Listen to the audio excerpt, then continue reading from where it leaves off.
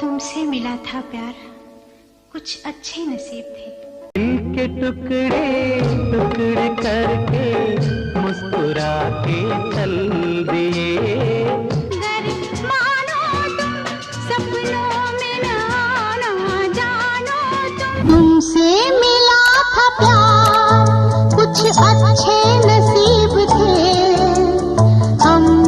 एक के बाद एक म्यूजिकल हिट्स देने वाली ऐसी अभिनेत्री जिनकी तस्वीर महज 14 साल की उम्र में फिल्म फेयर मैगजीन के कवर पर छपी, जिनका ट्रेडिशनल मासूम चेहरा और खूबसूरत बड़ी आंखें सबको अपनी ओर आकर्षित करती थी। लेकिन क्या आप जानते हैं, ये अपनी प्रोफेशनल लाइफ से ज्यादा अपनी पर्सनल लाइफ के लिए सुर्खियों में रही। जी हाँ, हम बात कर रहे हैं विनोद मेहरा की दूसरी पत्नी बिंदिया गोस्वामी की, जो कि विनोद मेहरा को छोड़ एक मशहूर डायरेक्टर के साथ भाग गई थी। लेकिन इनकी पर्सनल लाइफ काफी उतार चढ़ाव भरी रही। आज हम आपको इनके पति के बारे में बताने वाले हैं। आप ये जानकर भी हैरान होंगे कि बिंदिया गोस्वामी के पिता ने भी 7 शादियां की थी और इस अदाकारा ने भी घर से भागकर 2 बार शादी की थी। पहली शादी एक शादीशुदा एक्टर से और फिर अपने से 12 साल बड़े फिल्म डायरेक्टर से। बिंदिया गोस्वामी अपने जमाने की वो एक्ट्रेस है जो अपनी फिल्मों की वजह से कम और अपनी धमाकेदार प्रेम कहानियों की वजह से ज्यादा फेमस रही।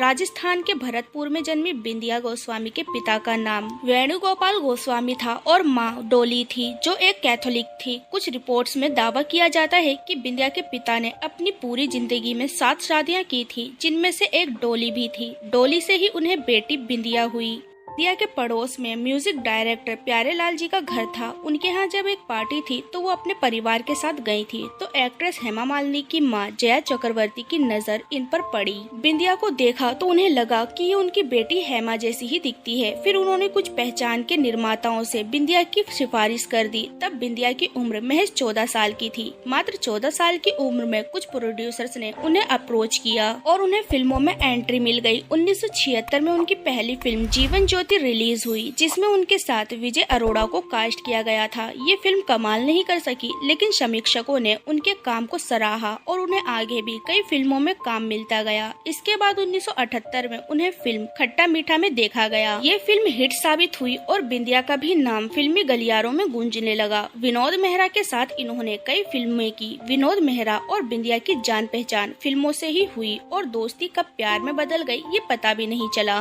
विनोद मेहरा अपनी पहली पत्नी को धोखा देकर बिंदिया को डेट करने लगे। बिंदिया को भी इस बात से कोई फर्क नहीं पड़ता था कि विनोद पहले से ही शादीशुदा है, लेकिन कहा जाता है कि इश्क छुपाए नहीं छुपता। खबर फैली और विनोद की पत्नी इस बात को जान गई। 1980 में की थी चुपके से विनोद मेहरा ने शादी, लेकिन ये बात तो तब और बिगड़ गई जब इनकी एक करीबी द्वारा ये पता चला कि दोनों ने 1980 में ही चोरी चुपके शादी कर ली थी और साथ रहते थे, छिप छिप के साथ रहते थे, कभी होटल में तो कभी शूटिंग के बहाने किसी दूसरी जगह। हालांकि इसके बाद विनोद मेहरा ने अपनी पहली पत्नी को तलाक दे दिया था। जेपी दत्ता से ऐसी बड़ी नजदीकियां बताते हैं कि इस दौरान विनोद मेहरा की पहली पत्नी के भाइयों द्वारा बिंदिया को धमकी भी मिलती थी, जिसकी वजह से वो शूटिंग पर भी नहीं जा पाती थी। तभी उनकी जिंदगी में जाने माने डायरेक्टर जेपी दत्ता उनके लिए हारे का सहारा बनकर आए। जब बिंदिया अपनी पर्सनल परेशानियों की वजह से परेशान थी, तब जेपी दत्ता का साथ उन्हें अच्छा लगने लगा। अब काम से होने वाली मुलाकात बिना काम होने लगी और धीरे धीरे बिंदिया की जेपी दत्ता के साथ खबरें सरेआम हो गयी। विनोद मेहरा ने जिस तरह अपनी पहली पत्नी को धोखा दिया था, उसी तरह बिंदिया ने विनोद मेहरा को दिया। दूसरी बार भी भागकर की शादी।